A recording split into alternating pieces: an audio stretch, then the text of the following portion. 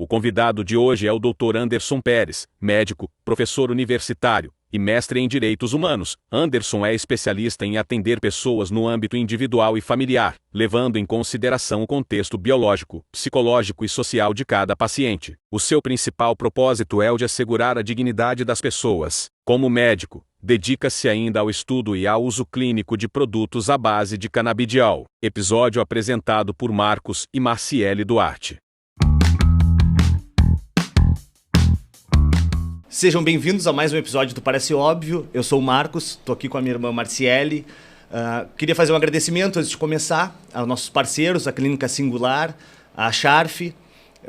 Hoje a gente vai conversar aqui com o Dr. Anderson. Vamos falar um pouquinho sobre o uso do canabidiol, produtos à base de canabidiol. Marciele, algum recado antes da gente começar?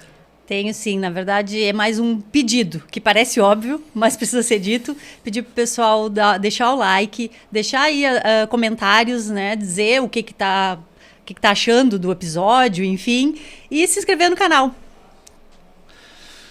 Anderson, muito obrigado por aceitar o nosso convite, por estar aqui hoje. Eu acho que é um assunto muito interessante, né? Vai render aí bons frutos da nossa conversa.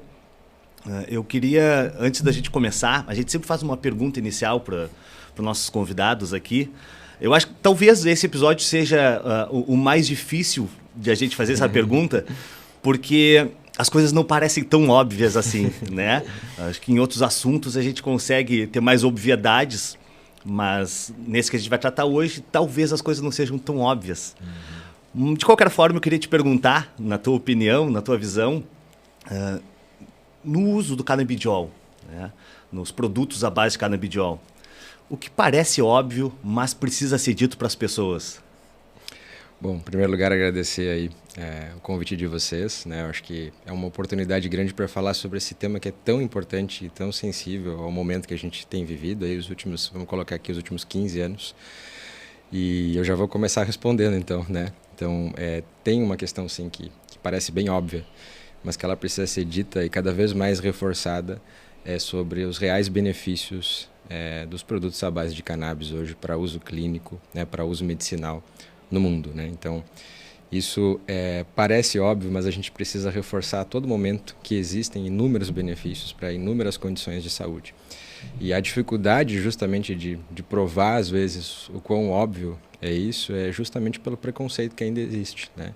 Então, a gente precisa a todo momento ficar reforçando, batendo, trazendo novas evidências, que elas são necessárias, né? Isso é bem importante também deixar claro, porque não está resolvido, né? A gente não tem estudos suficientes ainda para, por exemplo, embasar protocolos clínicos para o uso do canabidiol para todas as condições de saúde, por exemplo. Isso não é possível, tá?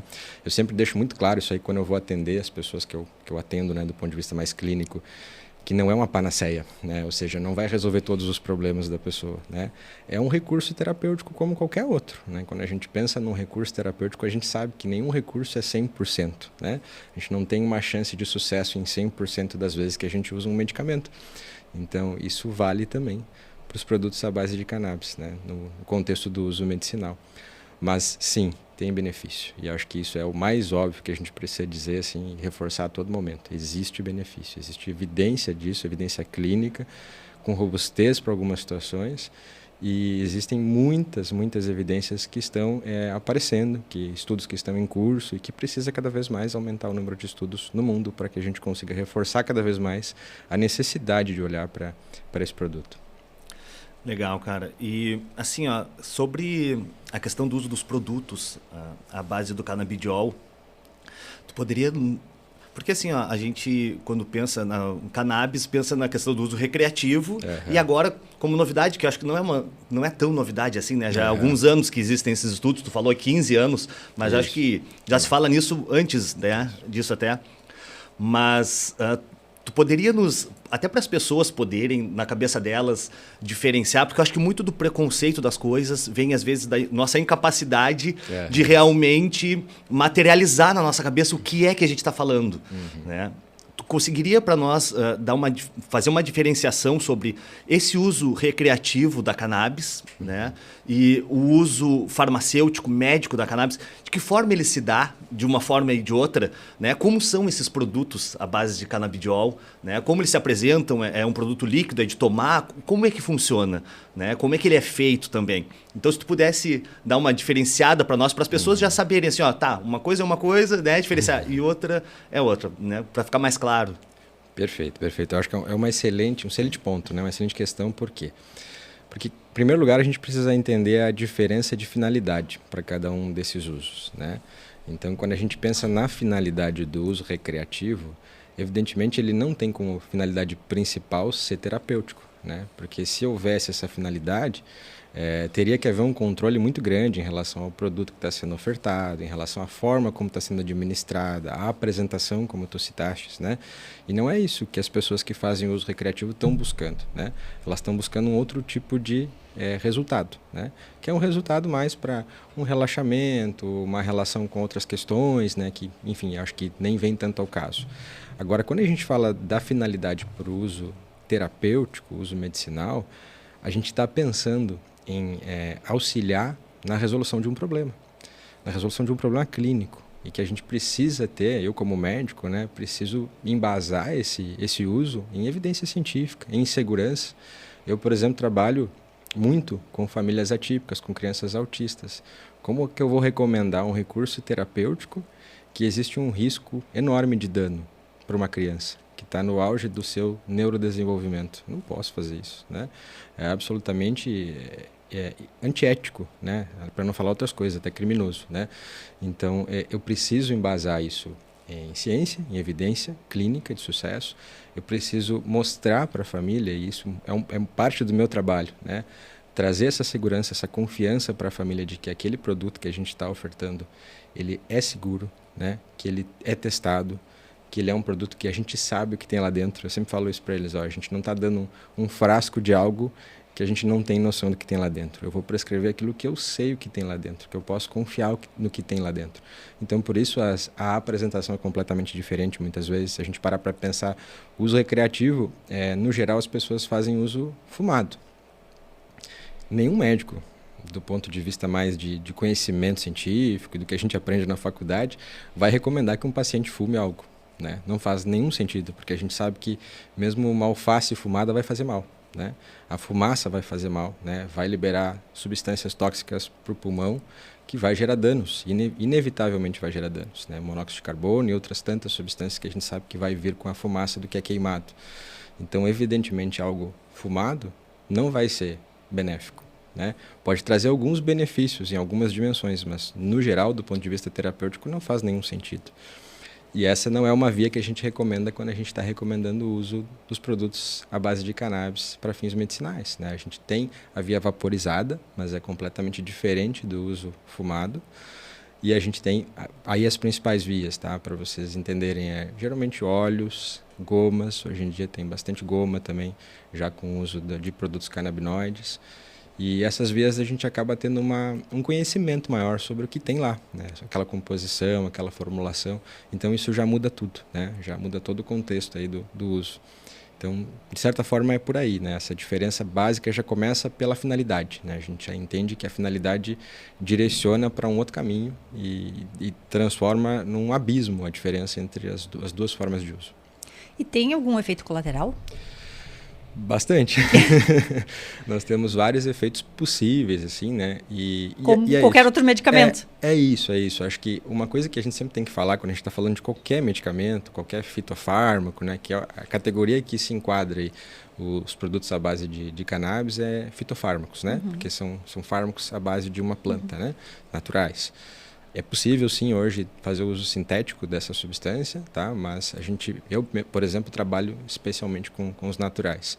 Mesmo fitofármacos, a gente sabe que existem muitas chances de efeitos adversos, né? Então, as pessoas não sabem, mas às vezes as pessoas usam um fitoterápico achando que elas estão isentas de algum malefício, e não é verdade, né? Então, o grande salto nessa questão é entender que a gente precisa dizer quais são os efeitos adversos. Porque quanto mais a gente souber os efeitos adversos, mais seguro é o produto. né? Se a gente está trabalhando com algo que a gente conhece, a gente tem mais segurança na hora de prescrever, até para se precaver em relação a esses efeitos adversos, né? Eu sempre falo isso para os pacientes, ó, se o remédio tem uma bula bem grande, significa que ele é um remédio bem testado. Ele já foi muito testado, ele já foi muito estudado. Agora, se o remédio não tem bula, ou tem uma bula bem pequenininha, cuidado, né? Esse remédio é um remédio que talvez tenha sido pouco testado, é um remédio que talvez não tenha tanta segurança mesmo no uso, né? E isso é importante, porque os pacientes têm esse hábito, e não é um hábito errado, né? É um hábito correto, muitas vezes, de ler a bula. Só que ler a bula, eu sempre falo isso, pode ser interessante desde que seja acompanhado por alguém que conhece aquele assunto, né, e que possa dar uma orientação sobre o que a pessoa está lendo naquela bula, né? Eu sempre falo isso, ó, deve ler a bula, mas vamos conversar sobre essa bula, né? É porque às vezes assusta, né? Exato. Tu lê a bula e aí tu vê, pode causar tal coisa. Pode, Não né? usa, Aí tu vai ver exato. lá, o percentual é 1%, sei lá, ou menos, mas é que de fato assusta, né? Claro. Porque aí tu olha e diz, pode causar vômito, pode causar não sei o quê, aí tu não vou tomar, né? Então assim... Vai me deixar pior do que eu tô. Exatamente, Daqui que eu vou então, tomar. de fato, né? É como tu falou, se a pessoa é leiga, Exato. realmente ela não vai tomar aquele medicamento, né? A gente precisa dimensionar, né? Então, colocar na dimensão correta. É bem como tu falou, né? A gente eventualmente vai ler lá e ver, vômitos, pancreatite, né? Porque a pancreatite é uma inflamação do pâncreas, né? E tem vários medicamentos que podem causar pancreatite. A pessoa lê aquilo na bula, meu Deus, já não vou tomar isso aqui. Mas aí tu vai ver lá quantos %, né, de pessoas que vão ter essa pancreatite em uso dessa medicação. Não, para começar, a pessoa às vezes não sabe o que é pancreatite. Exato. Aí ela vai pro Google ver o que é pancreatite, aí fica mais assustada ainda, e aí mesmo que não toma, né? Exato. Aí cada vez piora mais se depara a com o situação, terrorismo né? ali, Não, só, sim, né? exatamente. É. Porque o Google sabe tudo, né? Então tu vai Exatamente. procurar no Google e Essa, vira um horror. Então, uma Certo. coisa que a gente precisa dizer em relação ao produto à base de cannabis para uso medicinal é que, dependendo do uso clínico, enfim, do motivo que a gente está usando aquele produto, a gente vai ter uma faixa de dose adequada, uma apresentação, uma formulação adequada. E o que a gente percebe em muitos casos, e isso é fato, isso é real, né, com as evidências que a gente tem hoje, é que a gente tem um bom índice terapêutico. O que significa isso do ponto de vista mais, para tentar trazer para um assunto mais leigo, não tão técnico? É aquela faixa de dose em que a gente tem uma dose específica X e o quão distante ela está da dose máxima segura que a pessoa pode tomar. Ou seja, um medicamento com um bom índice terapêutico significa que ele tem uma boa margem entre a dose que vai trazer algum benefício e a dose que pode trazer algum dano.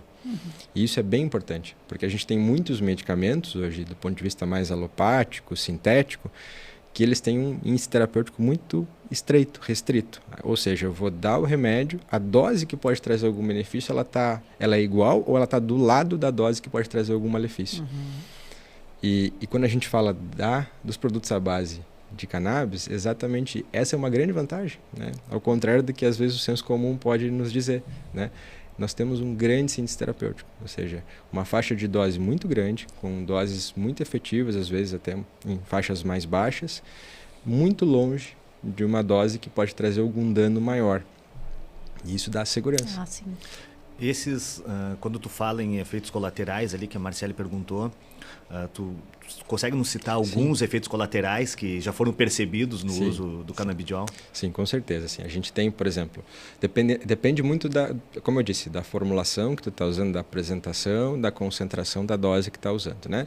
Mas em situações em que a gente está numa dose mais alta, com uma apresentação que tem uma combinação ali mais arriscada, vamos colocar assim, a gente tem alguns riscos de hipotensão, baixar a pressão, né? Taquicardia, acelerar o coração, né? Então são esses os riscos talvez mais comuns que a gente vai encontrar nessas apresentações com uma concentração maior de alguma substância, né? Tem alguns riscos relacionados, por exemplo, eu que trabalho no contexto do transtorno do espectro autista, tem alguns riscos de, dependendo da dose, dependendo da forma como a pessoa está usando, aumentar a irritabilidade da criança, né? Aumentar a agitação em alguns momentos, né? Algumas questões ligadas a distúrbios gastrointestinais, então pode ser que haja algum desconforto gastrointestinal, dependendo também da apresentação, da forma de uso, né? Então, por exemplo, o óleo, ele é muito bom, só que o óleo a gente tenta evitar usar ele, por exemplo, em jejum, né? Porque em jejum, às vezes, ele pode realmente causar algum desconforto gástrico, pode causar alguma disfunção no trato gastrointestinal, né? Então, são alguns efeitos colaterais possíveis, mas percebam, eu não estou falando de nada muito grave. É verdade. Exatamente, foi o que eu estava pensando agora sobre isso. Nada muito grave. Tá, a gente vai encontrar outros também, tipo cefaleia, tontura, eventualmente vômitos, né? Vômitos é um efeito que potencialmente pode ser grave, tá? Em algumas situações, em algumas apresentações, por exemplo, concentrações muito altas, às vezes de THC, delta-9-tetraidrocannabinol, que é um tipo de canabinoide, pode provocar vômitos com grande intensidade. Aí a gente pode ter um efeito adverso mais sério, mais grave, né? Mas, repito, tem a ver com a dose. Tem a ver com, às vezes, tu exceder a dose ou até mesmo a sensibilidade da pessoa. Por isso a importância do médico estar acompanhando, né? Mas em contrapartida eu te pergunto, quais são os benefícios, assim, os benefícios reais, né? No caso, onde é que age, quais são os casos que são utilizados, né? Dos produtos à base de cannabis. Perfeito. São muitas condições, tá? É que aí a gente vai entrar num tema que ele é bem importante de ser falado justamente porque a gente tem níveis diferentes de evidência, a depender da condição que a gente está, para a condição que a gente está olhando, né? Então, por exemplo, a gente tem condições hoje com evidências mais robustas, né? Então, vamos pegar aqui, dores crônicas. Dores crônicas, nós temos evidências mais robustas do benefício do uso de produtos à base de cannabis. Isso é fato já, evidências boas, né? Então, tanto que as pessoas têm buscado muito, né? Pessoas com dores crônicas, muitas vezes que já usaram inúmeras medicações para tentar resolver o seu problema e não resolve, né? Aí elas acabam buscando, a gente sempre fala que é uma pena, né? Elas buscarem o uso dos produtos à base de cannabis só no final, porque hoje em dia a gente sabe, né? E tem evidência para que isso não seja no final, para que isso possa ser no início já, né? Para que isso possa estar lado a lado com a medicina alopática tradicional lá. Mas é o que tem acontecido ainda, né? É porque tem preconceito, né? Por causa do preconceito. Muito preconceito aos produtos da cannabis, né? Isso. Aí as pessoas acabam deixando para buscar já quando já não tem mais nenhuma alternativa, né? Mas, por outro lado, é muito importante perceber o quanto essas evidências elas estão se tornando cada vez mais robustas. Então, dores crônicas é um desses casos. A gente tem para doenças neurodegenerativas uma evidência cada vez mais consolidada de benefício, né? Então, se a gente pegar aqui doenças como Alzheimer, né? Em que a gente tem uma melhora de vários sintomas, especialmente sintomas ligados à questão psíquica, ansiedade, né? Então isso é importante entender porque isso traz uma mudança de qualidade de vida muito grande para a família e para a pessoa, então para esse binômio aí que é super importante. Cada vez mais a gente tem usado os produtos à base de cannabis para algumas condições ligadas ao neurodesenvolvimento, como por exemplo o autismo, que é a condição que eu atuo mais frequentemente, né? Então eu trabalho especialmente com crianças com transtorno do espectro autista, e a gente tem cada vez mais evidências de sucesso também. Mas, como eu disse, são situações em que a gente vai encontrar evidências diferentes, né? Então, digamos que o transtorno do espectro autista, hoje a gente tem já, sim, muitas evidências, mas não está no mesmo nível que as evidências das dores crônicas, né? Então, a gente está ainda precisando de muitos estudos, tá? Isso é fato, eu sempre falo isso, a gente precisa de mais estudos. Felizmente, o nosso país é um país que tem feito muitos estudos, a gente pode dizer isso do Brasil, né? Então, é um orgulho que a gente pode ter, o Brasil está estudando bastante, né? Nós somos a vanguarda hoje em dia no mundo, junto com outros países, Estados Unidos, Israel também estudam bastante o tema. A gente só gostaria que o nosso país também incentivasse mais esse tipo de estudo, porque os estudos que têm sido feitos aqui, feito aqui no Brasil, eles são muito por iniciativa privada ou algumas instituições públicas mesmo que pontualmente ali meio que na força, né, acabam se mobilizando para produzir, mas não há um incentivo governamental para isso, né? A gente sabe que existe uma restrição do ponto de vista legal, né, para esse tipo de investimento, então isso atrapalha um pouco, né? Mas ainda assim o Brasil está dentro desse grupo que estuda bastante e isso é bem importante para a gente. Tu acha que é em função da proibição do uso da cannabis, aí acaba atrapalhando essa questão do estudo? Muito. Essa mistura do uso recreativo com o uso terapêutico, ela é péssima para a gente, que está justamente prescrevendo para as pessoas que precisam dessa substância. E está em todos os níveis, né? Exato. Não é só a pessoa física, né? Exato. Isso aí, governamental também Exato. está impactando. Por isso que para a gente que é profissional, que trabalha com isso, é muito importante levar a seriedade desse tema, né? E não misturar as coisas mesmo, né? A gente não misturar o uso recreativo com o uso clínico, porque isso cada vez mais vai replicando esse preconceito, né? E piorando a situação para que a gente consiga chegar num momento em que a gente possa apostar no nosso próprio país para produzir. Para vocês terem ideia do que eu estou falando, hoje em dia, boa parte do que eu prescrevo é importado. Então, quando eu vou prescrever um produto hoje para uma família que eu atendo, eu tenho que, em boa parte das vezes, apostar numa importação. Porque a formulação que a gente precisa usar, na concentração que a gente precisa usar, não está disponível no Brasil, né? Ou está, mas de forma absolutamente impossível de ser custeada, né? Que é insustentável para uma família. Às vezes, se a gente pensar no contexto de uma família atípica, né, que tem uma criança autista ou mais de uma criança autista, os custos já são altos, né? Porque tem terapia, tem escola, tem uma série de questões, outras medicações, e aí ainda tu vai colocar um produto que tem um custo alto, né? Que não é um produto que nem tem um protocolo clínico ainda no Brasil, né? Que a família vai vir insegura, porque ela pensa assim, será que vale a pena? Ela já vem cheia de medo. Aí ela vai ver o valor daquilo, fica difícil mesmo, né? Fica muito difícil. Então, se o Brasil tivesse, por exemplo, hoje, essa possibilidade de ter produtos aqui de melhor qualidade, né? De uma apresentação mais adequada, a gente estaria vivendo outra realidade, né? A gente já tem no Uruguai, aqui pertinho, né? Essa realidade acontecendo. Tá? O Uruguai está começando, está engatinhando ainda nesse sentido, mas já está começando a aparecer no Uruguai uma indústria mais pujante, que faça a análise que tem que fazer para poder fornecer um produto para uso clínico, por exemplo, né? Porque não é só ter a produção lá, né? A gente precisa ter essa, como eu falei para vocês, precisa ter essa segurança, né? Eu preciso saber que aquele produto realmente é seguro para a gente usar do ponto de vista terapêutico. Como qualquer medicamento, né? A gente pensa assim, quando um medicamento é lançado, antes dele ser lançado, a quantidade de testes que esse medicamento passou, né? Então, esse é uma evolução que demanda tempo. Então, a gente está muito atrasado por isso, porque a gente ainda está lá atrás. É que o Uruguai legalizou, né? Exato. O uso. Então, o uso recreativo. Exato. Então, talvez isso venha junto, né? De certa forma, mudou a visão deles como um todo. Exatamente. Eles passaram a se posicionar diferente como um todo, né? Mas uma coisa que eu falo é exatamente isso. O tempo, que já faz alguns anos que o Uruguai legalizou, né? O tempo que está levando para o Uruguai conseguir chegar num nível de entregar um produto bom realmente para uso clínico. É o tempo que a gente está perdendo agora. Sim. Porque no momento que a gente avançar para esse processo, a gente sabe que vai demorar alguns anos para a gente chegar num produto que realmente possa ser usado de uma forma mais consistente do ponto de vista clínico. Mas aí, nesse sentido, tu é a favor da legalização? Opinião tua aqui no Brasil? Sim.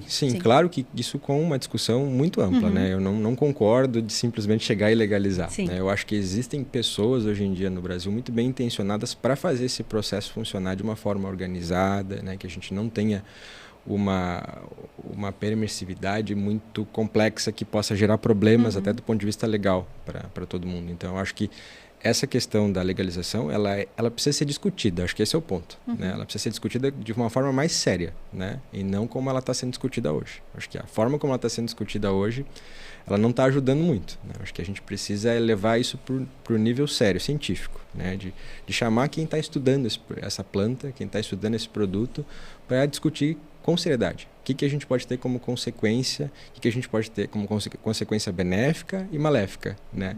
Nesse processo de legalização. Na verdade, a gente vive como em tudo na nossa sociedade hoje, a gente vive a polarização. Então, a gente, de certa forma, não permite o debate sobre as coisas porque se polariza. Então, em tudo na nossa vida está tudo polarizado. Ou é uma coisa ou é outra e não se debate o meio das coisas. E nesse assunto também. Ou tu é a favor ou contra? Não, mas eu posso ter o meio termo ali e pensar que a gente pode debater melhor. Exatamente. Sem ser necessariamente a favor nem contra, mas a favor do debate, que eu acho que é o que falta. Exato. Né? E aí vem do preconceito que a gente estava falando, preconceito das coisas. Por que tem preconceito? Porque não se fala, porque não se debate, porque não se tem informação. E aí a gente vive numa sociedade burra, né? De certa forma, burra. E de certa forma hipócrita, né? Hipócrita, porque, na verdade, existe o uso, né? E aí, muito menos fiscalização, Ou nenhuma, né? Porque, na verdade, exato. a fiscalização é só para que não use, né? Exatamente. Mas não da forma correta, né? Então, aí acaba piorando a situação. E, e a questão do preconceito, ela já ela já faz mal para a sociedade como um todo, em diversos aspectos sociais, mas quando a gente entra em questões de saúde, aí se torna até revoltante, porque tu vê uma pessoa que tem lá dores crônicas, como tu falou, e essa pessoa poderia ter um tratamento que ajudaria ela a ter uma vida melhor, uma qualidade de vida, e aí nós, como sociedade, impedimos que isso avance. Porque nós temos preconceito. Revolta, né? De certa forma, até revolta, porque vai ser burro assim, né? Sei lá onde, pelo amor de Deus, cara. Né? Permite, então, que pelo menos se estude, se debata. Né? Agora, previamente, eu já determino, não, isso aí não pode porque tá ligado ao uso do cannabis fumado. Mesmo o uso do cannabis fumado tem que ser debatido também. Exato. Então, quando a gente vai para a questão de saúde, pelo amor de Deus, aí a gente tem que... Né, na verdade, a velocidade que a gente tem que ter é muito maior. Exato. Porque, tudo bem, sobre a questão de permitir ou não, ali que a Marcélia comentou antes, a gente pode ter um discurso, ali um debate um pouco mais prolongado. Né? Se levar 5 anos, se levar 10 anos, tá bem. Agora, quando envolve saúde, não, aí a gente tem que acelerar. Né? A gente tem que ser mais rápido. Exatamente. Né? Exatamente. Principalmente sabendo que tem benefícios, né? Tendo benefícios comprovados, Exatamente. né? Então, aí isso deveria ser, né, um fator para que realmente houvesse um investimento maior, né, no estudo. Porque é importante, né? É muito importante. Como tu falou da questão da bula, né? Quanto mais se estuda, quanto mais se testa, mais garantia se tem de que vai funcionar, e, enfim, né? As quantidades, né? Então, a concentração. Então, é muito importante, né? E além dessa questão do preconceito, Anderson, tu percebe que existem outros fatores? Porque, assim, claro, tem a legislação, né? E a legislação vai seguir muito a orientação do que quem vai fazer são os deputados, lá os senadores, eles vão seguir mais ou menos aquela linha de pensamento da sociedade, são representantes do que a gente pensa, deveriam ser pelo menos, né? Mas, além disso, porque quando a gente vai ali para o âmbito das grandes farmacêuticas, por exemplo, até não te perguntei isso, quem produz, né, esse produto? Se são grandes farmacêuticas, e se não são, por que elas também... Porque a gente sabe que quando entra no jogo essas grandes farmacêuticas com o poder econômico que elas têm a capacidade até de fazer lobby ali e mudar a realidade. Elas mudam, né? Eu não sei se elas já estão produzindo, e se elas não estão, por que tu acha que elas ainda não estão interessadas nesse assunto? Eu acho que elas estão muito interessadas. Tá? Elas já estão produzindo, só que a produção delas ainda é muito limitado, até pela questão daquilo que eu falei, das apresentações, né? Então, hoje a gente encontra, se a gente vai na farmácia brasileira hoje, a gente encontra produtos à base de cannabis. Na nossa farmácia, produzidos pela nossa indústria farmacêutica. Porém, as apresentações são restritas para algumas condições e o custo é muito alto. O custo dessa produção para eles também é extremamente alto, o que acaba entregando para o consumidor um produto caro, e às vezes que não vai servir para aquela condição que a pessoa está buscando, porque justamente existe uma restrição de apresentação, né? Então, vou dar o exemplo da condição que eu trabalho prioritariamente, que são as crianças do transtorno do espectro autista. A gente preconiza até pelos estudos que a apresentação que a gente vai escolher ali para poder fazer o uso, a gente chama de full spectrum. Isso significa que é uma apresentação que tem um espectro amplo ali. E ela é a base de um óleo integral. É um extrato à base da cannabis integral, que vem com várias substâncias, em uma composição definida. A gente chama de 20:1 a principal, a que a gente mais usa. 20 partes de canabidiol para uma única parte de outras substâncias, incluindo o THC. Essa apresentação, dificilmente tu vai encontrar na farmácia brasileira. Dificilmente, por causa dessa dificuldade que a gente encontra em relação à produção, tá? E aí entra o lado de que eu percebo por parte das indústrias, das grandes indústrias farmacêuticas no Brasil, uma intenção muito grande de evoluir para isso. Só que realmente eles ainda esbarram na parte da legislação, né? Eles estão esbarrando nisso. E conversando com eles, eles dizem exatamente isso, né? Que eles estão esbarrando nesse ponto. E que eles têm grande interesse. Eles já estão ali meio que prontos para esse momento em que eles vão poder avançar nessas apresentações, mas no momento não. Acaba então que a gente opta por fazer a importação dessas apresentações. Então eu vou e escolho uma empresa o que é para mim muito desconfortável. Eu tenho que escolher uma empresa lá de fora, né? Então geralmente norte-americana, algum país da Europa, Portugal também produz bastante, para ofertar para o meu paciente.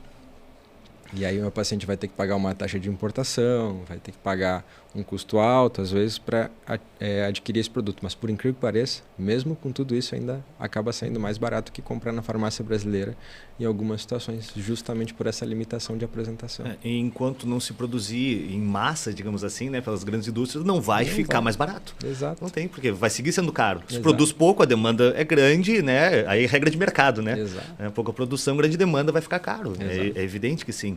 E tu falou ali que ela é muito utilizado para pessoas com espectro autista, né? E hoje a gente vê grupos muito mais organizados, né? Às vezes de pais que têm filhos autistas. Dentro dessas comunidades, como tu percebe essa aceitação? Porque, evidentemente, mesmo dentro dessas comunidades, terão pessoas que vão dizer, não, isso aqui não, né? Vão ter vão ter o preconceito, voltando ali no preconceito. Mas dentro dessas comunidades, tu percebe que existe já um movimento assim, intencional de buscar essa utilização, né? Essa maior utilização dos produtos? Esse é um ponto excelente, porque quando eu comecei a trabalhar com isso, eu tinha um pensamento que era de que as famílias iam me buscar somente quando estivessem esgotado todos os recursos. Na mesma lógica do que eu falei da dor crônica, né? Então já se usou tudo que dava para ser usado, foi buscar o canabidiol. Mas isso não é mais uma realidade. Hoje em dia o que a gente percebe dentro do contexto das famílias atípicas elas estão buscando às vezes muito cedo o recurso. Às vezes sem nunca ter usado nenhum outro recurso terapêutico farmacológico. Por que isso? A gente pensa, mas por que estão vindo tão cedo, né? Sem nunca ter usado nenhum outro medicamento? Justamente por causa dos efeitos adversos dos outros medicamentos. Aquilo que eu estava falando do índice terapêutico. Então, às vezes, medicamentos que já são usados, consolidados, com protocolos clínicos, né, dentro do contexto do transtorno do espectro autista, as famílias não querem usar porque elas veem os problemas que podem causar. E aí elas veem alguém próximo usando canabidiol, sem esses problemas, entende? Então, isso gera uma ideia, e às vezes é uma ideia que a gente tem que trabalhar até para alinhar a expectativa, porque às vezes vem com a expectativa muito alta, aquém, né, do que a gente pode atingir. E a gente tem que trabalhar isso, aquém e além também, as duas coisas.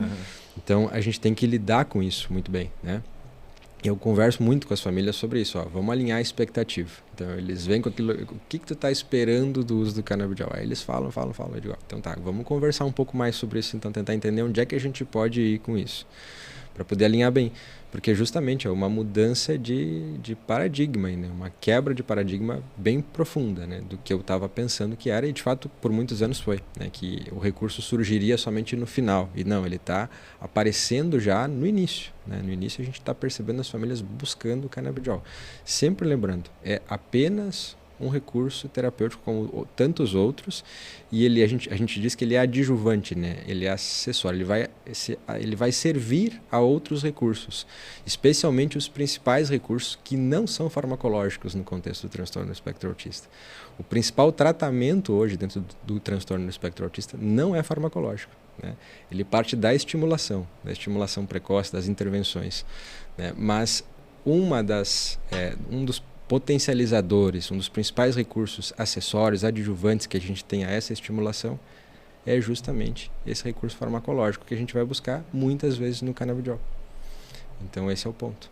Tu falou que muitas vezes tem que ser importado, né? E que o custo é muito alto. Isso. A gente sabe que quando existe um medicamento, uma prescrição de um medicamento que as pessoas não têm condições, né, de comprar, judicialmente se consegue esse medicamento, né? E tu percebe que isso acontece em função da nossa legislação, né? A minha pergunta é se consegue judicialmente o canabidiol ou não, em função da nossa legislação, de repente, né, trava aí e não se consegue. Como é que está funcionando isso? Tens acompanhado? Sim, e é um processo que gera muita preocupação, assim. Para mim, que trabalho, eu sou médico aí há mais de 10 anos, né? A judicialização sempre é um tema que me preocupa muito, né? Porque, de certa forma, a judicialização é um sintoma, de que as coisas não estão bem, né? Então, se começa a judicializar muito, é porque existe um problema dentro do nosso sistema de saúde, né? Que não está permitindo as pessoas acessarem um recurso que pode ser bem importante para elas. E sim, a judicialização hoje é uma realidade dentro do uso dos produtos à base de cannabis, né? Então, às vezes as pessoas acabam buscando esse meio até pela questão do custo mesmo, como tu citaste, né? E tem acontecido especialmente em relação aos planos de saúde, mas também em relação ao Sistema Único de Saúde, ao público, né? E é um processo muito complexo. Eu sempre trago isso para as famílias, né? A gente não fica incentivando a judicialização, até porque a gente sabe dos problemas que isso gera e das dificuldades, né, que existem no processo todo. Mas as famílias buscam, elas querem judicializar, né? Só que entender, né? A gente precisa mostrar a evidência de que o resultado está acontecendo, né? A gente não tem protocolos clínicos hoje embasando o uso de produtos à base de cannabis para o transtorno do espectro autista.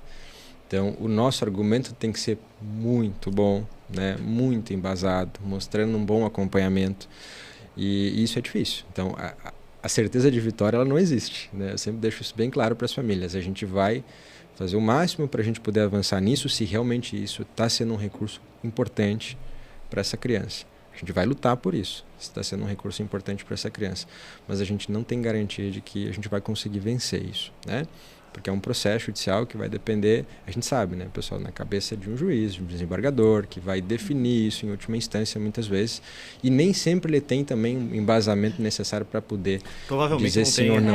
Na verdade, é lutar para que, de fato, aqui no Brasil, né, para diminuir o custo, né, para que tenha mais estudo e que realmente se consiga que a indústria farmacológica daqui, né, produza para possibilitar, né, o uso o acesso. O acesso, exatamente. E dentro da comunidade médica, Anderson, existe um apoio robusto, não digo nem a utilização, mas ao aumento dos testes, né, as pesquisas, ao estudo, ou ainda existe também o preconceito dentro da própria comunidade médica?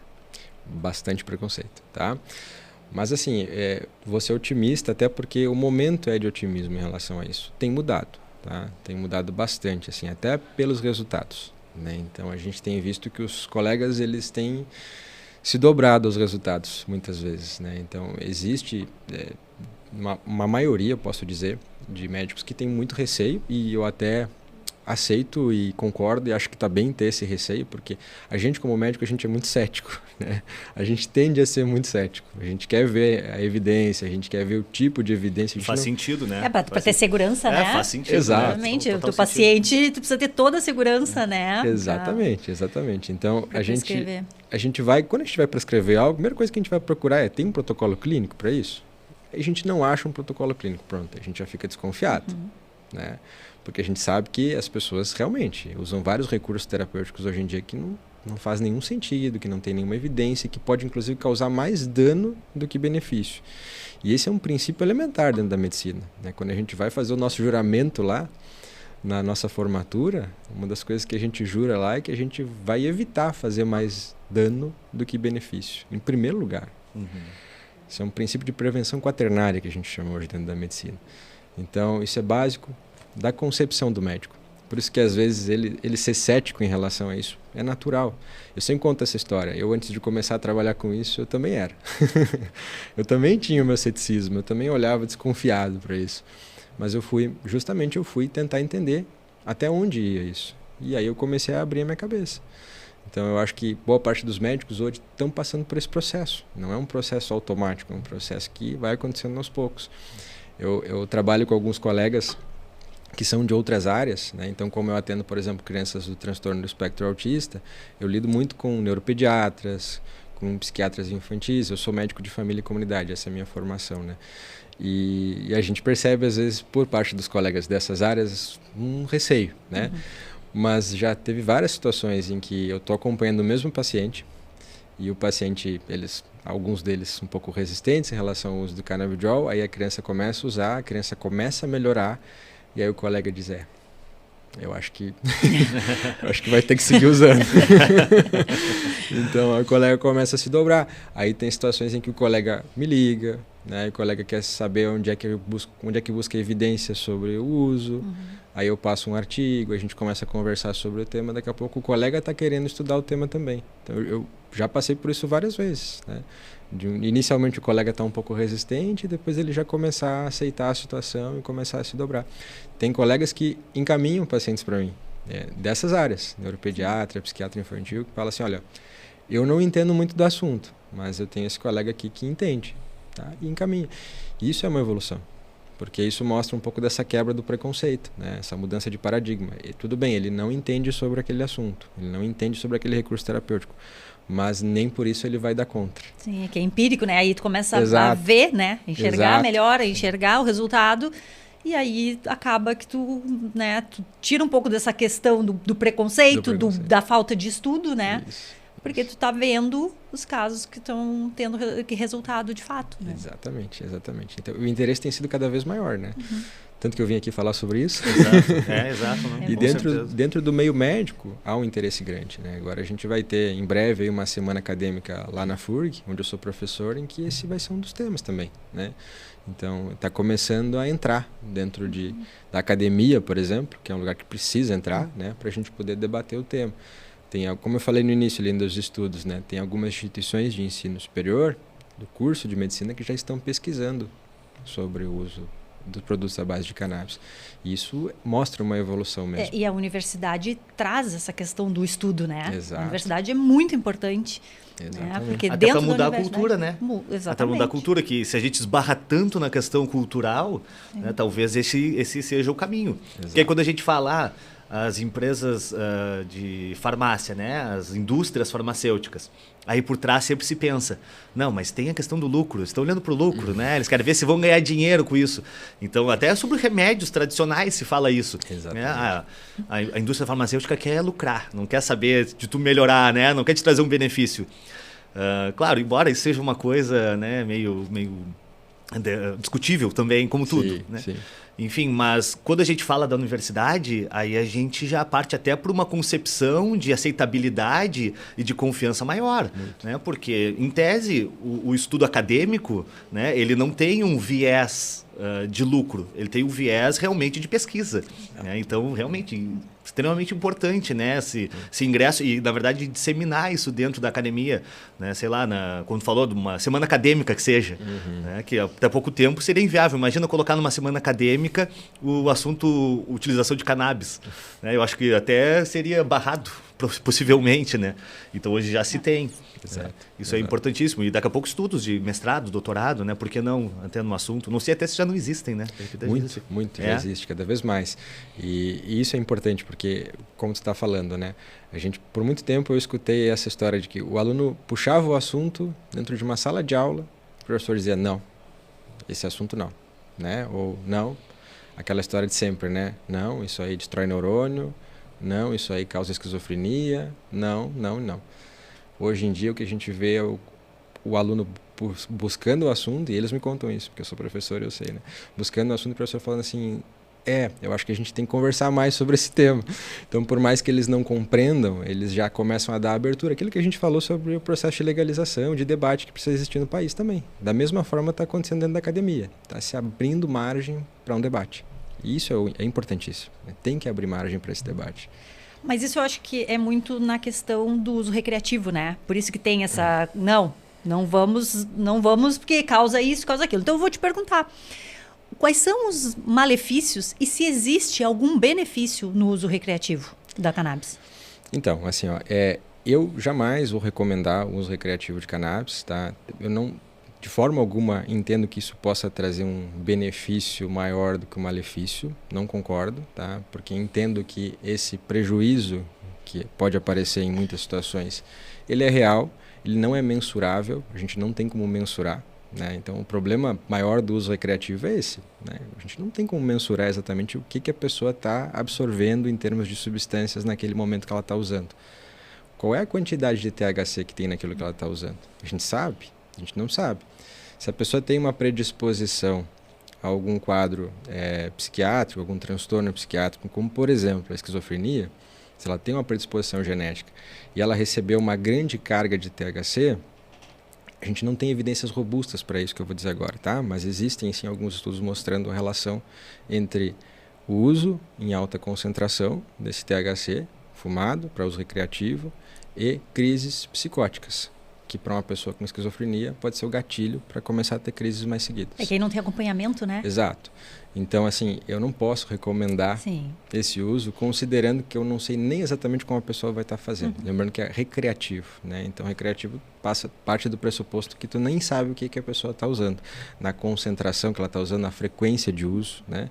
Então, esse é o maior problema, né? Para a gente poder fazer essa recomendação hoje em dia. Além daquilo que eu falei, né? Que o fumado sempre vai trazer algum tipo de prejuízo adicional até por ser fumado. Então, não faz muito sentido mesmo, tá? Então, assim, a minha recomendação sempre é do ponto de vista de benefício clínico, com a maior segurança possível. Existe uma chance de efeito adverso? Existe, mas a gente consegue manejar essa chance. Sim. A gente consegue manejar esse efeito adverso. Então, por exemplo, quando eu lido lá com as crianças com transtorno do espectro autista, eu sei que no início do uso do óleo, a criança, nessa apresentação que eu falei, o full espectro, a criança pode ficar mais agitada. Eu sei disso. E é uma chance até boa disso acontecer. Então eu já fico perto da família, eu já falo assim, ó, vamos passar junto por essa fase aqui. Eu vou estar do lado de vocês e a gente vai transpor isso. E quando eu faço isso, e acontece da criança ficar mais agitada, e acontece da criança passar por essa fase e depois modular, a família diz, nossa, dá para confiar. Porque o que ele falou que podia acontecer de ruim, foi o que aconteceu e que ia passar e passou. Então é assim que a gente passa a segurança, né? Agora, quando eu estou recomendando algo que eu não sei dizer o que vai acontecer e pode acontecer algo bem sério, não faz muito sentido. E tu falou, a questão de fumar, tem todos aqueles problemas que a gente sabe que são próximos ao cigarro comum, né? Isso. Mas existem outras formas. O pessoal faz no brigadeiro, né? O tal do brisadeiro, consumido dessa forma, ele pode causar os mesmos problemas, tem os mesmos efeitos, os problemas são os mesmos, não, ou não? Com certeza vão ser diferentes, até pela questão da via mesmo, né? Mas, mais uma vez, a gente vai ter esse risco de não saber exatamente a carga que a gente está dando para essa pessoa, especialmente de algumas substâncias como o delta-9 tetraidrocannabinol, que é o THC, né? Lembrando, eu falo do THC, eu tenho que falar do THC, mas o THC, ele também é um recurso terapêutico, né? Então, a gente não pode demonizar o THC, porque a gente encontra muito isso também no meio clínico, né? Das pessoas demonizando o THC. Ah, não, vamos usar o óleo, mas jamais com o THC. Não, calma, né? A gente pode e deve usar o THC em diversas condições, mas é tu saberes exatamente qual é a concentração, qual é a dose. A dosagem, né? Exato. E quando a pessoa faz uso, por exemplo, consome algo que tem THC, será que ela sabe o quanto de THC tem naquela composição, né? Então esse é o detalhe. Será que ela sabe exatamente a quantidade que ela está dando de THC? Porque quando foram feitos os estudos, se testou com determinadas quantidades. Será que isso já foi estudado com essa quantidade que a pessoa está recebendo? O canabidiol em si, que é a outra substância, né? O canabidiol e o THC são dois canabinoides. Os dois vão ter ali na flor da cannabis, né? Em concentrações diversas a depender do tipo de planta. Porque é isso, são biovariantes diferentes. A gente tem plantas que entregam mais canabidiol, tem plantas que entregam mais THC e tem plantas que entregam em quantidades próximas, THC e canabidiol. Então, o THC, a gente tem estudos para saber limites de dose, né? O mesmo do canabidiol. E, por incrível que pareça, os limites são altíssimos. É aquilo que eu falei do índice terapêutico, né? A gente sabe hoje em dia a segurança de usar essa substância, mesmo em doses mais altas. Mas qual é o detalhe? Eu, quando vou dar, por exemplo, o canabidiol para uma criança, no transtorno do espectro autista, eu vou titulando a dose. Eu vou dando devagarinho e ajustando a dose para ver efeito benéfico e efeito adverso. Efeito benéfico e efeito adverso. E eu vou acompanhando essa família. Eu sempre falo, é um acompanhamento. Não é só eu lançar uma prescrição para a família e esquecer que eu sou o médico deles. Não, eu tenho que ir lá e eu tenho que acompanhar devagarinho essa evolução, porque eu vou titular o efeito. Aí eu vou tentar chegar naquela dose em que eu vou ter o melhor benefício possível com a menor chance de efeito adverso. E essa é a dose alfa. A gente fala, ó, aqui é a dose alfa, porque não existe isso. Quando a gente pensa num remédio tradicional, na medicina tradicional alopática, eu dou um remédio e eu já mais ou menos sei a dose que a pessoa precisa. Né? Então, por exemplo, eu sei a dose de um antihipertensivo que eu estou usando para a pessoa, eu sei a dose que eu tenho que dar para realmente regular a pressão dela. No caso dos produtos à base de cannabis, eu não tenho muito isso. Até pela falta dos estudos, até pela sensibilidade que as pessoas têm, que é totalmente diversa. Cada pessoa tem a sua sensibilidade ao canabidiol, ao THC. O nível de receptores que ela vai ter no sistema nervoso, por exemplo, é diferente, né? Em todo o corpo tem receptores para canabidiol, né? Então eu tenho que titular, eu tenho que ir devagarinho ajustando a dose para ver se eu estou conseguindo chegar naquele efeito que eu tenho como finalidade. O THC é o que para uso recreativo é o foco, né? Isso. Que é o dar o barato, enfim. Isso. Quando é que se utiliza o THC em produtos à base de cannabis para uso terapêutico? Perfeito. Uma excelente pergunta. Assim, tem várias situações que a gente vai optar pelo THC. O THC, por exemplo, eu falei que em altas concentrações ele pode causar muitos vômitos. Mas na dose certa, na concentração adequada, o THC ele é um potente antiemético, ou seja, ele inibe os vômitos. Então, para uma pessoa, vou dar um exemplo bem pontual aqui, um recortezinho, tá? Uma pessoa que está em quimioterapia, em tratamento oncológico, muitas vezes o que vai segurar os vômitos dela é o THC. Olha só que coisa interessante, né? E os canabinoides, eles são assim, ou seja, os derivados, os produtos à base de cannabis, eles têm essa propriedade. A gente chama de efeito dual, efeito bidirecional. Tanto pode trazer o problema, quanto pode eliminar o problema, a depender da forma como está usando. Da concentração, da dose. E isso, por isso que a gente sabe, né? Tem que ser por alguém que saiba prescrever e saiba acompanhar, porque a gente vai saber exatamente qual o momento que a gente não pode cruzar aquela linha de segurança ali. E qual a dose que a gente tem que atingir. Então, esse exemplo é um exemplo pontual, mas são milhares de exemplos que eu posso dar aqui. Essa questão dos vômitos é uma coisa bem importante. Quando eu falei ali das pessoas que têm doenças neurodegenerativas, né, como, por exemplo, o Alzheimer, o THC tem um papel importantíssimo em relação à modulação da ansiedade, da agitação psicomotora, né? Isso ajuda muito até na própria organização cognitiva dessa pessoa, né? Ela não vai reverter a perda cognitiva dela. É um processo neurodegenerativo, ela vai seguir perdendo, infelizmente. Mas a gente consegue, com essa modulação neural que o THC consegue fazer, melhorar a qualidade de vida dessa pessoa, com menos ansiedade, menos agitação.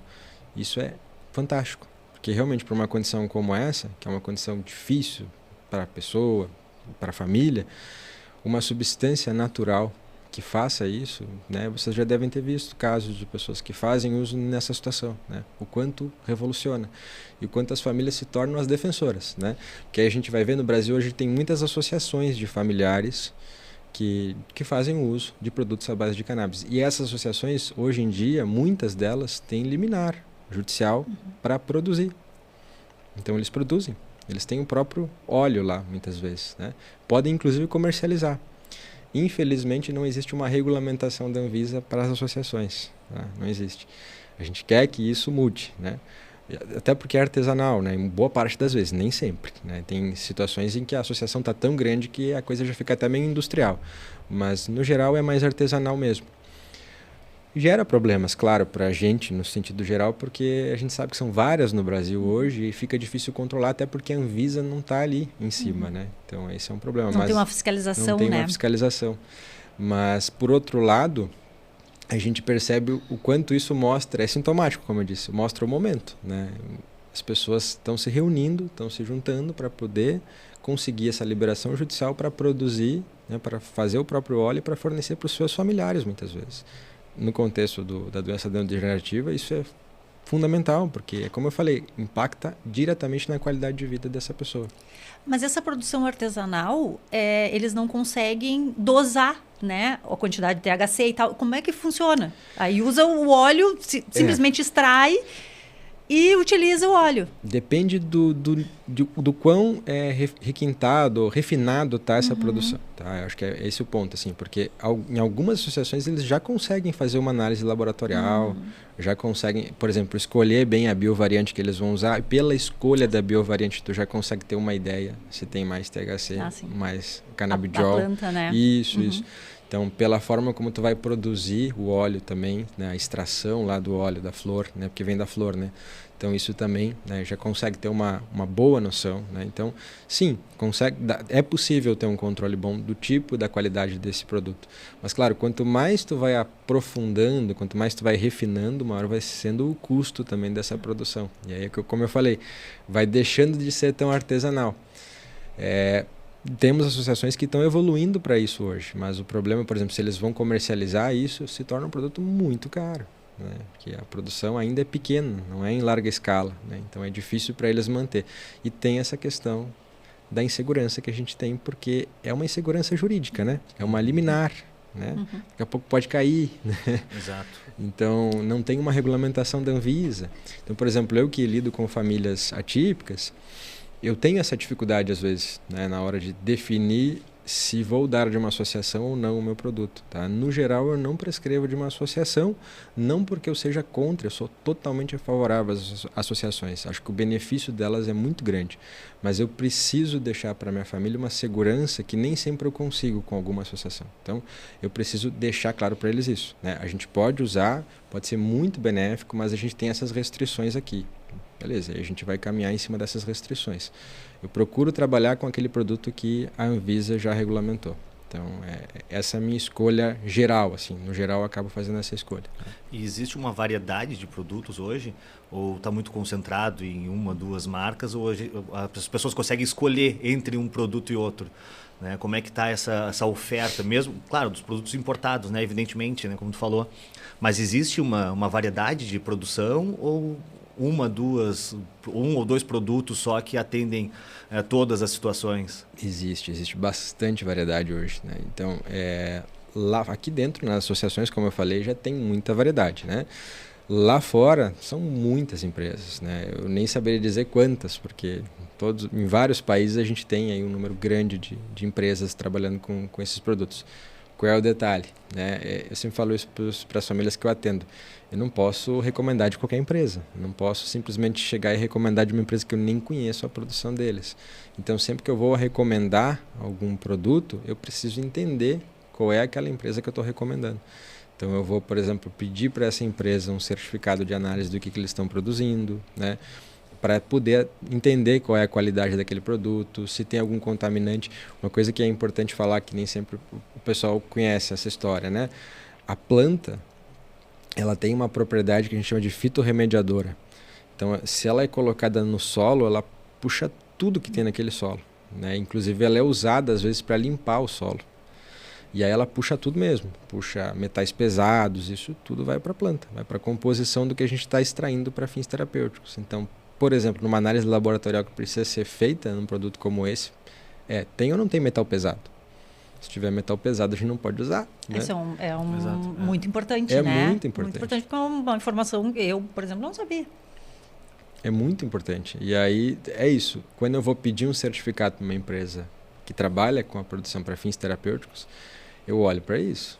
Mas cadê aqui a análise de metais pesados? Não tem? Não tem. Então... né? Eu não vou poder recomendar. Como é que eu vou recomendar isso especialmente para uma criança, né? Exatamente, não faz nenhum sentido. Já, né? Exatamente, não faz nenhum sentido. Então, esse é um detalhe importante, porque aí entra naquilo que a gente estava falando aqui do Brasil, da produção artesanal, né? É difícil, às vezes, para quem tem uma produção artesanal poder fazer esse tipo de análise, né? Pode conseguir, muitas conseguem, mas isso é um limitante, né? Sim. É um assunto que rende muito debate, né? Sim, muitas dúvidas, né? Né? Na verdade, esse é o nosso propósito, justamente, é promover debates, ouvir as pessoas, né? E eu acho que quanto mais a gente tiver isso, a sociedade como um todo só tende a ganhar. O nosso grande problema, como a gente comentou, é justamente a falta do debate, né? É não conversar sobre os assuntos, assim. É porque é um tabu, né? Exatamente. Um tabu. A cannabis, na verdade, como outros tantos assuntos, né? Exato. É tabu, né? É proibido, né? E a gente esbarra, acho que aqui o grande problema é que a gente está debatendo aqui questões medicinais, digamos assim, mas a gente está esbarrando, na verdade, em questões sociais. Né? Então, a gente não tira o foco da questão medicinal, da questão benéfica medicinal, porque a gente está esbarrando em debates sociais. né? Então a gente precisa, como eu disse lá no começo, a velocidade de um e de outro, a velocidade necessária de um e de outro é diferente. Exato. Né? Debates sociais eu posso ter um pouco mais de tempo, mas agora quando se trata de assuntos que envolvem a saúde, eu preciso acelerar. Né? Então, eu acho que até, talvez, dissociar um pouco esse debate seja importante, né? Dissociar um do outro. Beleza, eu vou debater aqui o uso recreativo, é uma coisa, mas eu não posso associar o debate do uso medicinal a essa outra pauta, porque senão eu fico preso, eu fico amarrado. Então, acelera com um, né? E deixa o outro para trás um pouco se for necessário. Né? Dá mais tempo. Mas quando a gente tem benefícios de saúde, principalmente envolvendo crianças, né, não dá para a gente ficar preso nesse tipo de pauta que não nos deixa evoluir. Né? Eu não sei. Se criou uma necessidade, né? Exatamente. Do debate e do estudo, né? Principalmente. E da velocidade com que isso acontece, sim, né? A gente não sim. tem tempo. Né?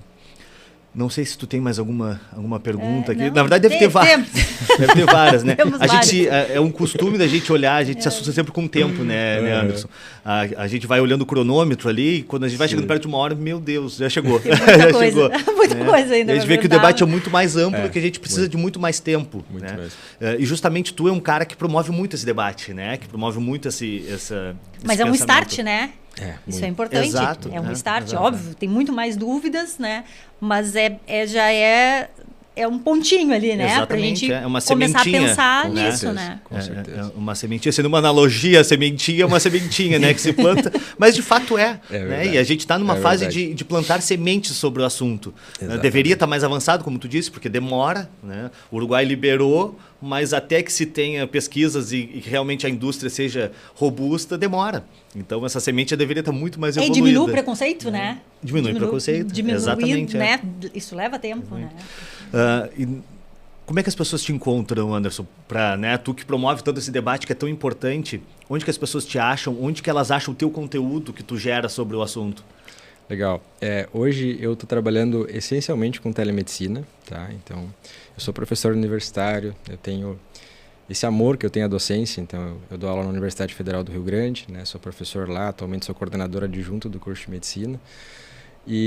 Mas o meu atendimento hoje para esse tipo de situação, para o contexto mais clínico de assistência, especialmente para a gente poder lançar a mão desse recurso, é por telemedicina. Então, eu tenho... O meu consultório hoje é digital, né? Então, as pessoas me acessam pelas redes sociais, né? E tranquilamente me encontram lá. E eu tenho acolhido as famílias do Brasil inteiro. Então, hoje eu acompanho mais de 200 famílias aí espalhadas pelo Brasil.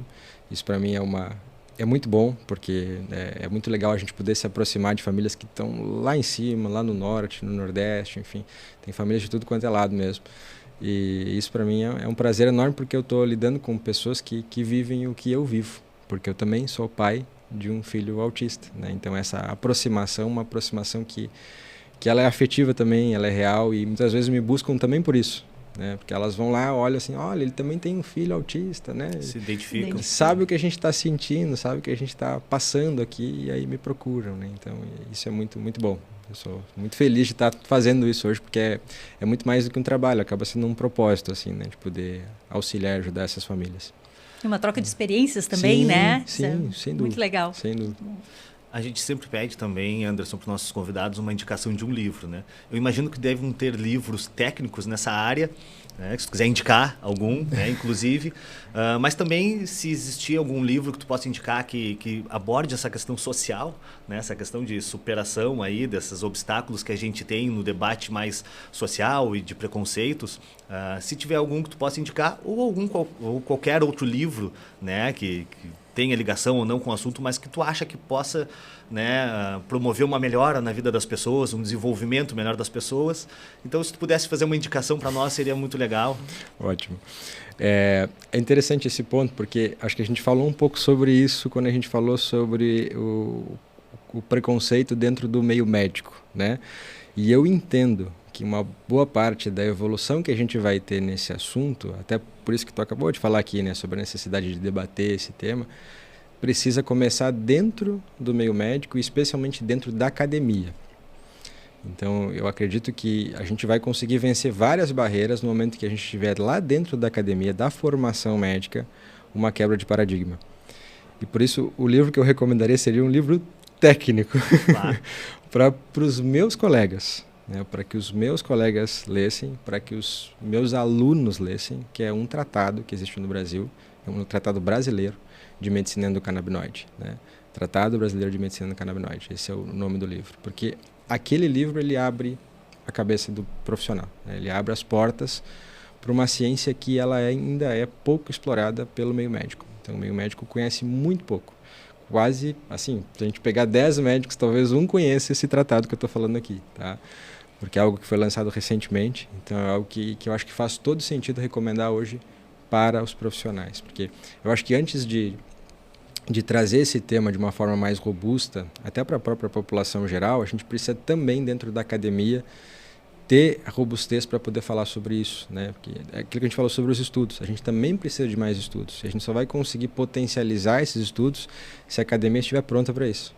Se a academia disser assim, olha, vale a pena apostar nisso, né? Tá dando para dar segurança para as famílias. Exato, né? Exato. E aí as famílias vão se sentir mais seguras. E aí com certeza elas vão querer entender mais ainda sobre o tema, né?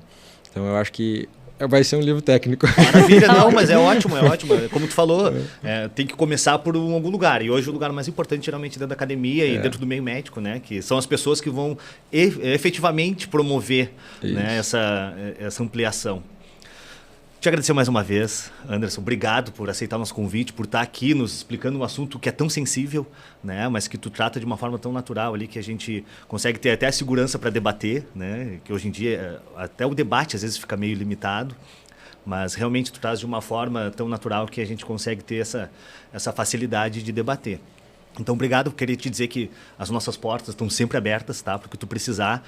Então, essencialmente, o que a gente faz aqui como programa é realmente promover o debate, né? Sobre os assuntos, seja sobre o que a gente está tratando hoje, do uso do canabidiol, mas sobre outros tantos assuntos, né? Que está dentro dos nossos pilares ali de desenvolvimento das pessoas, desenvolvimento humano. Auxílio, né? Auxílio às pessoas. Exatamente.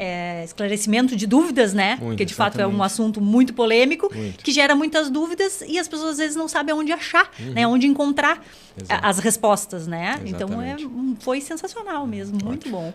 Obrigado. Conta conosco sempre que precisar, tá? Obrigado mais uma vez. Agradeço muito o convite de vocês. Fico muito feliz de estar aqui falando sobre esse tema, né? É um tema que até não, eu sei que o tempo já está meio encerrando, mas uma coisa que eu preciso falar, eu estudo esse tema mais profundamente há pouco tempo, relativamente pouco tempo, vamos colocar aí 4, 5 anos, mas eu lembro do meu ensino médio, quando eu tinha lá meus 16 anos, 15 anos, eu estava com 15 anos, que eu fiz um trabalho sobre os produtos à base de cannabis numa época em que nem se falava nisso, né, que eu tinha lido numa revista na época, e eu fiz um trabalho para apresentar na Feira de Ciências.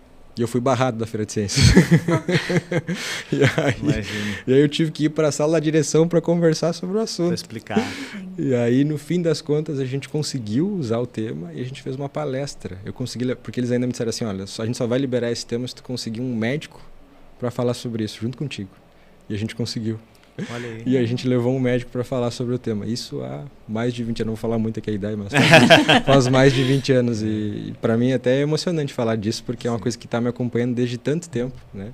E eu fico muito feliz de estar nesse momento hoje. Imagina, se hoje, né, tem tanto preconceito, imagina há 20 anos atrás, né? Exato. E hoje o mundo está diferente, está pensando diferente, né? Exato. Em relação à cannabis, mas Exato. Legal. muito legal, muito bom. Então tá. Obrigado. Gente. Imagina, eu Valeu. agradeço. Um brindezinho, obrigada. Obrigado.